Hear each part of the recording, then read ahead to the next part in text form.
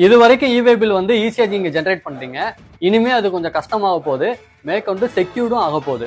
என்ன அப்படின்னு பாத்தீங்கன்னா, இப்போ வரைக்கும் 100 crores டர்ன் ஓவர் இருக்கிறவங்களுக்கு மட்டும்தான் login ID, user ID, password மட்டும் இல்லாம ஓடிபியும் வரும். மொபைல் நம்பர்ல ஓடிபி வந்தாதான் அவங்களால இவே பில்லே ஜென்ரேட் பண்ண முடியும்.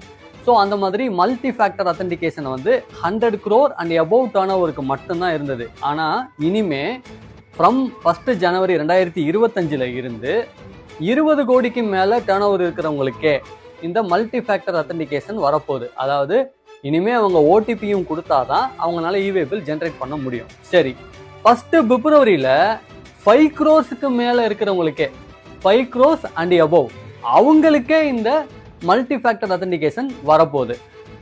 அது மட்டும் இல்ல, ஃப்ரம் April 2025 இருந்து யாரா இருந்தாலும் மல்டி ஃபேக்டர் அத்தன்டிகேஷன் இருந்தா மட்டும்தான் இவே பில் ஜென்ரேட் பண்ண முடியும்.